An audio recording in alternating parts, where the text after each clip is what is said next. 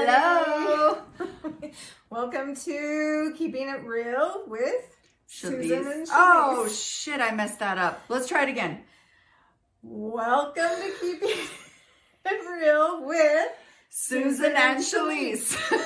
We thought we'd buck the system, right? Because it is like, if you want to go with rules and dogma, it should be Chalese and Susan. I know, because the C comes before the S. Yeah. And then absolutely. Chalese and Susan. Yeah. Chalese and Susan. So we bucked it, so we're going to get used to it. We're going to go backwards. We're going to go backwards. So we are drinking wine today. Yay! Cheers. Cheers. And cheers to all of you. Cheers to all of you. Absolutely. I say absolutely a lot. I need to stop saying that. I need to use different words than absolutely. I realize that I've said that a multiple amount of times. Absolutely. Absolutely.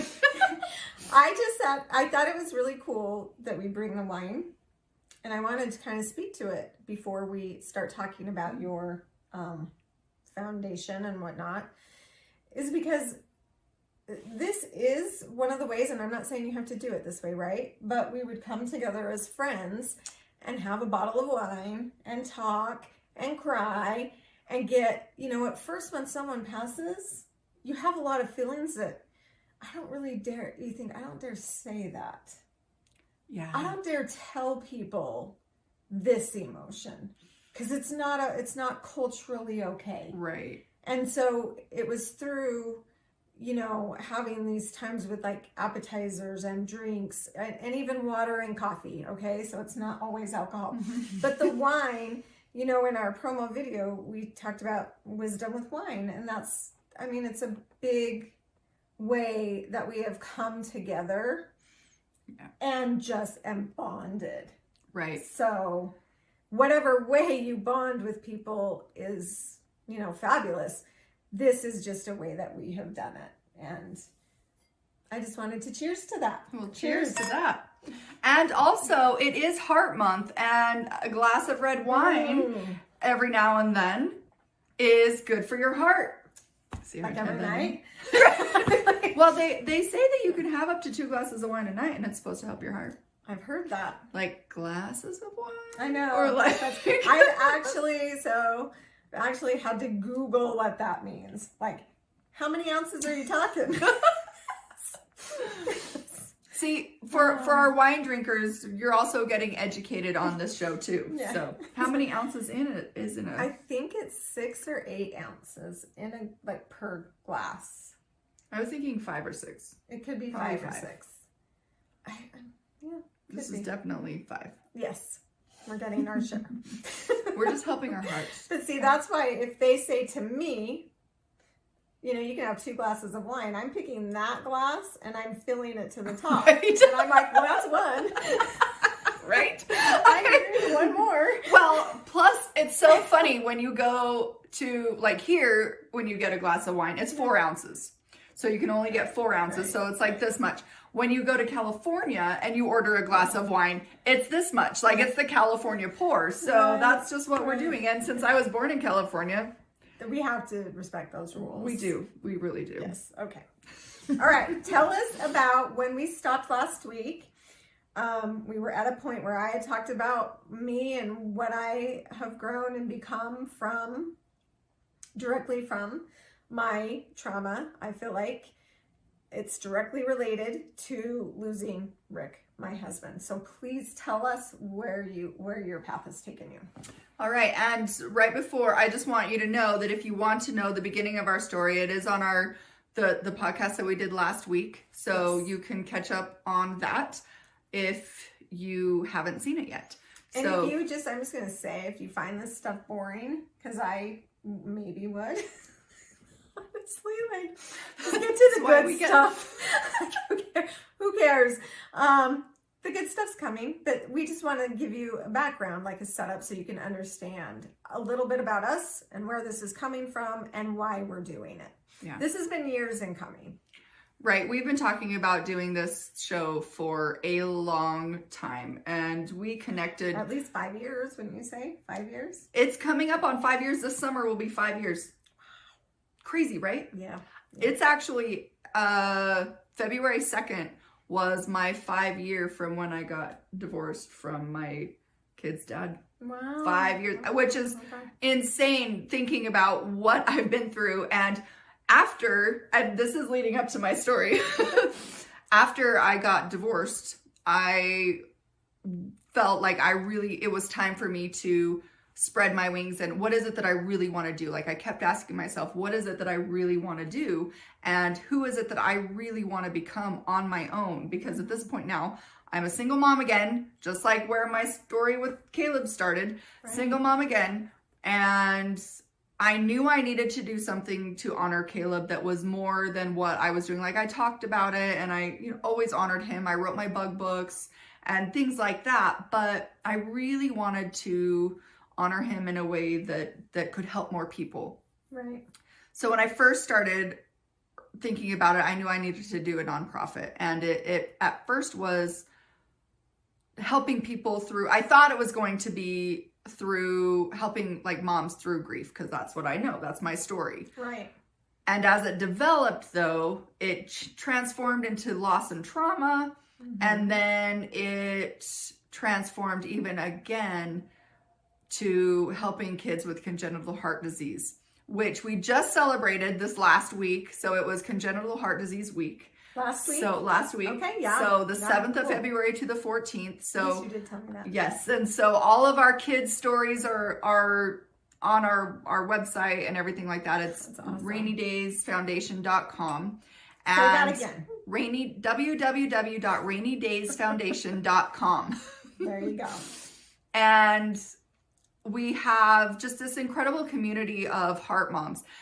So one of the reasons why I love this so much, and I hope you don't mind me monopolizing a little bit of time, but I love this story because how it came about was I've been helping people, parents with kids that are going through trauma. That's why I was like, well, maybe it's trauma and tragedy that I need to focus on, because I'm always helping people with kids in the hospital and things like that. And then I ran into this family who had this little boy that got sick. He was the same age as my youngest son, DJ. He was the same age as him. And our families were very similar. And all of a sudden he got sick one day and went in and ended up needing a heart transplant. And I never realized that I never dealt with the fact that my son donated his heart valves to save another child's life. That's so interesting. I was like, that's got to be a show. Donors, because we'll talk about that later. Go ahead. Because and honestly, and I'm going to be very raw and open and honest about this. When he first passed away, I was like, yes, donate everything but his eyes. Oh, that's what I did. But the eyes. I couldn't. They said, can we take the eyes? And I said, absolutely not. I was the same way. And I couldn't do it. I just couldn't do it. That was the one thing that I was like, no. But he was able to, and most of his organs weren't, because he drowned and he was out for so long, like he couldn't, and I held him for a really long time afterwards too. So he didn't have much left to donate. Yeah. Mine's but, a little different. We'll talk about that. Oh, yes, we will. Day. Or later on in this show. Or later today. Because it all flows. Gets raw and real, yeah. It gets raw and real with us. Get raw and real. Oh, yeah. So he was able to donate his heart valves. And I got a letter in the mail saying, congratulations. Thank you. This is how I remember it. Congratulations. Your son just donated his heart valves to save another child's life. And I looked at this, and I looked at this little pendant thing that they sent me. And I tossed the paper aside and I said, oh, good. Yep. Now, many of you might be thinking that I'm a really bad person for this. Well, wait till they hear my story.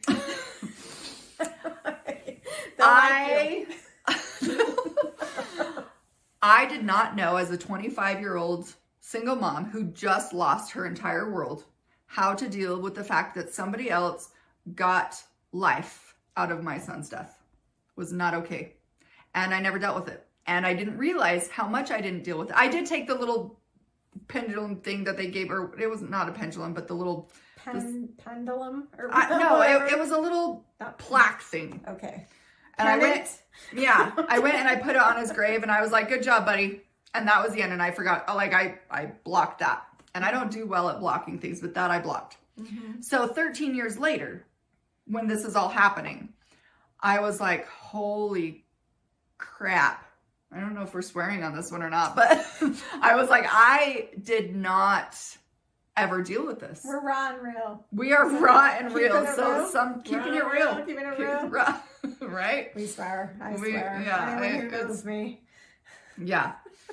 So I finally got to deal with the other side of it because I got to see the other side of it. And I got to see these little kids that are getting saved because of heart valves and heart transplants.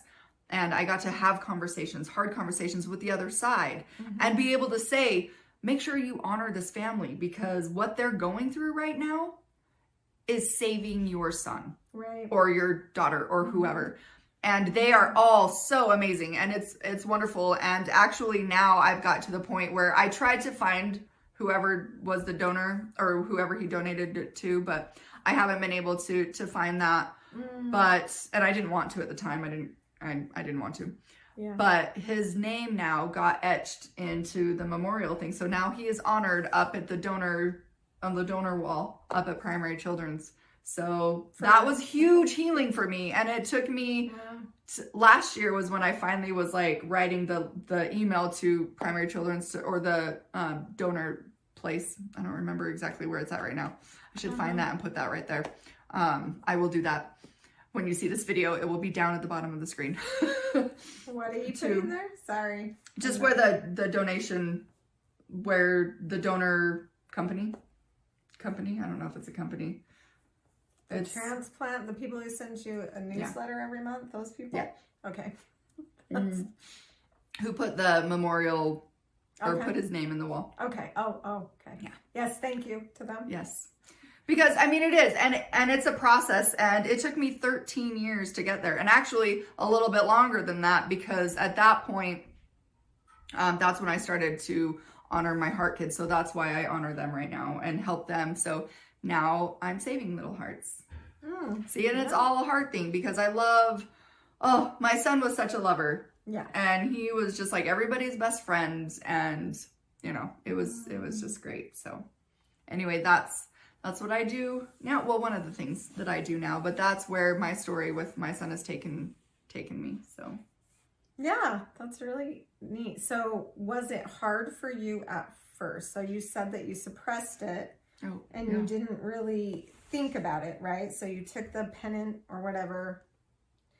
So when the universe was drawing you to this, you know, and you were getting closer and closer, did you realize, like, when did you have that aha moment, that light bulb that was like, oh my gosh, this is full circle? You want to tell us about that? Well, yeah, I will. So I was actually talking to the dad of the little boy, and the Trey is his name. And I was talking to him and all of a sudden it hit me. And I was like, wow, I haven't dealt with this before. And that's when I said, just make sure that was the first time I was like, make sure that you honor, because I was friends with him. So I could be like real and just be like, holy crap. Yeah. Because he was real and open with me too. And he expressed a lot of those. For both. Oh yeah, absolutely. Because he's like, he felt guilt as well. Because he's like, every time, and I know a lot of the other families and parents feel this too. Every time you hear of someone, of a child, or, you know, being sick or getting in an accident or being hurt that have just been flown in, there's a piece of you that's hoping that's your heart. And he's like, I know this is deep. This is It is really deep. And so that's the piece of it that would make them feel guilty. That makes them feel guilty. Survivor's guilt as well. Yep. Survivor's The guilt. survivor's guilt and all of that. But you know, it's been really good. And 90% of the time, both sides do know each other and both sides are very loving and, well, at least what I've seen. I've never seen a story that's not that way of when they know each other because they write to each other, and I've seen some really remarkable things come from it. And But like I said, like these are the stories that we're talking about that nobody wants to hear. And I'm not saying that these families feel this way. I'm not saying that they don't. What I'm saying is this is what we felt, and that what I felt, and my story of how I got to this part of it. Yeah. So when we come back, we're going to talk about Susan's side and how she felt about this whole thing too. I think it's important. It is. Yeah. That's why we have more than one of us here too. Exactly. We have different yet very similar experiences. Yeah. So we'll we'll see you guys in a minute.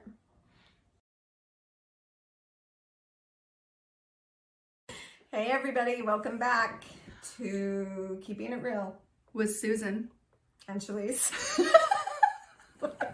She's stopping. Oh, that's funny. So before the break, yes, we were talking about my experience with Caleb, and that's my 4-year-old son that passed away, for those of you who don't know. And his donating his heart valves to save another child, and how I got involved with Rainy Days, and how now I help kids with congenital heart disease, creating that community and support system for them. Right. So while I was talking though, Susan has stories, of course, of yeah. It's such a complicated subject. Oh yeah. And it's a really deep subject. Yeah, and it's also very sensitive. It's a sensitive subject, and it's not one that we can really keep light. No.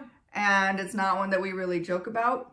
And we also have a lot of feelings about it that I know for a fact that you, as receivers of transplants and donors of organs, have got to experience, and we don't want to shy around this topic, because it's okay to feel anything you're feeling. I think so.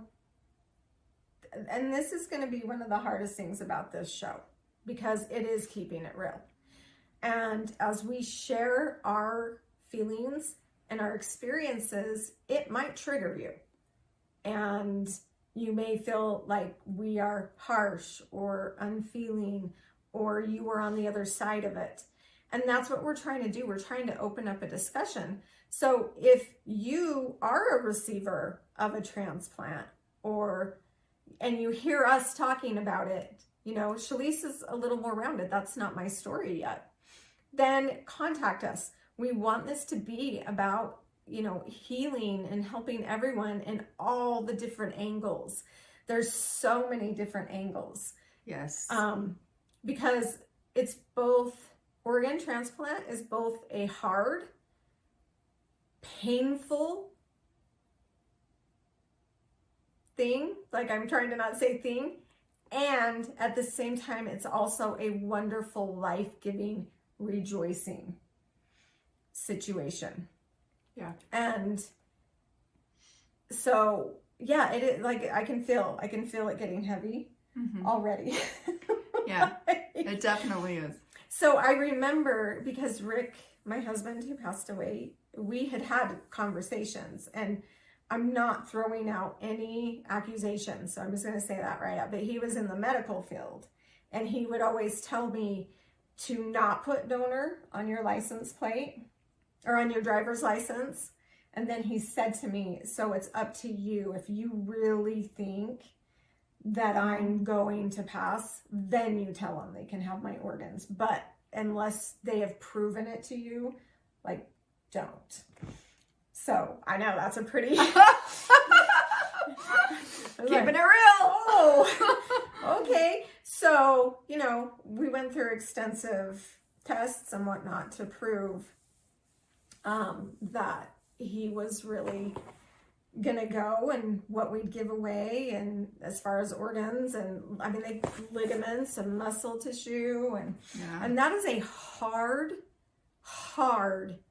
conversation to sit through, because I chose to give as much as I could out of wanting to be giving, and see hopefully some good out of a true tragedy for us. But it's not like it is in the movies where you get to sit and hold their hand and love them and hug them and send them peacefully off on their way. If you want to give them major organs, they have to be, alive to be able to go in and take those. So I had to say goodbye to him outside an operating room, knowing he was still alive. And then it's like they go through this list with you of like, how it is. We have it's like every single thing. And it is so numbing and difficult and hard. And do you know what's funny is I don't remember that. I remember it. I'll tell you why. Go ahead. No, I was just going to say, I don't remember that part of it. There was part of me that was still like, I know that I was still in shock. Like, and as they're talking to me, I'm still holding my 4-year-old in my arms. That's getting stiffer and stiffer and colder. Oh my God. Yeah. So I don't remember a lot of the conversations that they had. Right. I was sitting by the bedside holding hands and whatnot. And you are in a hospital room, I would imagine. Everyone's in there watching your loved one, understanding they're never coming back. And now you're saying what they get to take from them. It's rough. I do remember it very vividly though, because it was one of those moments where you speak up. Like I learned to speak up, and he passed on a Thursday, and my kids are all into sports and play football. They were all playing football, the older 3 at that time, and it was championship week, right? So on Saturday, they were going to have their games, and I did not want them having that burden that their dad had just, and so it was this conversation with the doctors, and doctors are doing the best they can. They have all these different situations, but I would not agree to let them do it until Sunday. And it was quite a argument, I would say. It was an argument with them, and I said, no, absolutely not. You're not doing that. When they said, but what would Rick want? So this is super raw, super real. What would he want? So the whole week, and I'm not bagging on the medical field at all, because I love them, and that's what he did for a living, right? All week they're like, he can't feel anything, he's not in pain. All of a sudden it flipped. Well, he's in pain. Do you want him to stay in pain? It was and I was like, he'll handle it. That's basically what I said. If he's in pain, he will handle it for his children. My life is no longer about making decisions for him. We've made those decisions. It is now about doing what is best for my children. Oh, cheers to that. What a hard thing to say, but awesome. It was. And I said, so he will sit in pain or not in pain, whichever, until Sunday. Which though, just taking it to that parent level, I would do that for my kids. You would do that for obviously you did that for your kids, or Rick did that for your kids. But right. I think every single one of us as parents would totally do that if they knew that they could spare a little less grief on their children. Right. I really, felt like Rick was good with that. But it is a painful thing for me still. I haven't gone full circle like you. It's getting less painful. But I remember getting, and I want to say to all recipients, I understand why you would want to say thank you. And I understand it's such a blessing in your life, and you're honoring the family. And then it's like, and on my side, it was kind of what you said. Well, he died. I'm so glad you got a miracle, but I didn't. Yeah. And so a lot of those, we have not ever replied to any of the recipients that sent to us. We got quite a few, and even some big packages from families, and it was really nice. I don't think my kids really ever looked at any of them. I would leave them on the table because it was, heartbreaking for them. And at the same time, I have had cousins and people that I love on the other side of it. It's still not quite as like where I kind of am a little envious of you, where you've got to go in and really love people and see people on the other side, where I'm still like, I just don't want to go there. I'm happy. Now I can say I'm happy. I'm happy for them. That's great. And I'm just going to keep it. I'm going to stay unattached and at arm's length. It's like my brother, I think, actually knew one of them. And I was like, don't want to. So and they lived in their neighborhood. So where this family was rejoicing, like you talk about, like they're rejoicing and they're happy. My brother and sister-in-law and their kids were, in sorrow. It's such a dichotomy, because you do want it to mean something, but at the same time, it's really hard. Yeah. Oh yeah. And I know people that are so, and of course, like, that being said, people that are able to donate, once they're able to process it, and even if they can't meet that person face to face or can't get to that next level, it's not that they're not happy for you. That's not, we don't wish right that anything, we don't wish what we're going through on anyone. I guess how I would say it, yeah, is that I was more focused. It was like, great, yay, glad you're happy. I'm more focused on me and trying to help my kids get through this. Yes. So I don't have the energy or the power to deal with this. But never was I like, oh, I'm wish, yeah, I was too ill, or but the thought was like, well, great for you. You got a miracle. Yeah. I didn't. So now I have to deal with the non-miracle and the life path that we've gone on, and everyone goes through hard things. I would imagine even having to be a recipient is traumatizing. Oh yeah, that is a trauma. That's why I say I hope anyone, if you've been a recipient, come on here, tell your side of it. That would be so spectacular. Well, and that's what I love about working with the Heart Kids, and that's why I've been able to stick to it for so long too, is because I get to see not only when they're going through this and when they're waiting for that heart transplant, I get to celebrate when they get the heart transplant now, and I get to celebrate their life after. And I get to see what they go through, because honestly, at least with Heart Kids, and I know with a lot of others too, that heart is only good for a certain amount of time. Wow. Yeah. And they are taking numerous amounts of meds. Their life is not just like, oh good, I got a heart transplant, like I'm good. Yeah. Like, it's not like that. They're at any sickness, like the life of COVID that we're living, that's their life.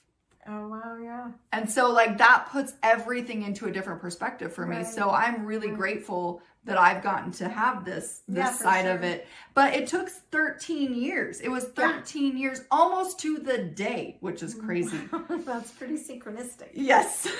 That whole year was extremely synchronistic. And I love that part. And that's why every time I start getting overwhelmed or thinking like, maybe I shouldn't, do a nonprofit, maybe it's time, especially like with COVID and everything kind of shut down and things slowed down a lot, and all my grand ideas have really slowed down. But at the same time, I'm like, I can't not do this. Like they're like I said, I think it was the last show that we had, like they're my kids. Like, they're my Heart Kids. I even had somebody come up to me once and were like, I was looking at your Facebook and I thought you had like 17 kids. And I was like, I do. Just 2 of them are and my angel baby, or my angel boy. But I think, I'm veering a little bit from what you're talking about. I think it's really important to say these are some of the things that it's very hard for people to verbalize. Yes. I can't tell you how long it took me to actually say to a person my feelings about the donation, because society, and especially people who have not had experience with it, or they have like not at that close of a level, it's celebrated. Yeah. Right? So then you have a guilt. This is celebrated and I'm not happy about it. Yeah. And if I say anything, now I'm going to get a lot of arrows in my back. and judgment, and people, hence why it's taken me 5 years to say to Chalese, yeah, okay, I can get on and talk about these things now. I've grown, I've got some bandwidth, you know, life's calmed down a bit, so I can get on and say this fully expecting that it's going to trigger people. The stuff we're going to say, it's going to trigger people. And that's the great thing. And we are at the end of our show today, but we want you to know that whatever you're feeling, whatever you're thinking, don't ever feel guilty. You will feel guilty. You will feel guilty, but know that the feelings that you're feeling are normal. Right. Know that you don't deserve to be shamed for them. It's not your fault. Oh, it's okay to feel whatever it is you're feeling. And that's what we love so much about each other, because we'll call each other sometimes and just be like, I am feeling this right now, and nobody else will understand. So that's why we're talking to you guys about it today. That's why we want to hear your stories. Please, again, subscribe, like, comment, share. Let us know your stories. We want more people on here. We want to hear your side of your story, because we know loss and grief happens in all kinds of different ways. Right. We've just experienced it in our way, but there are hundreds of losses out there, and they're all important. They're all validated. They're all valued, and they're all honored. So thank you so much for listening to us today. Thanks for being here. And we know this one got a little heavy, but we're going to be back next week. They're all going to get heavy at some point. It's a triggering thing. Like, wait till we talk about the stupid things people have said. Oh, jeez. So stay tuned for more. Love you. Thank you. Bye.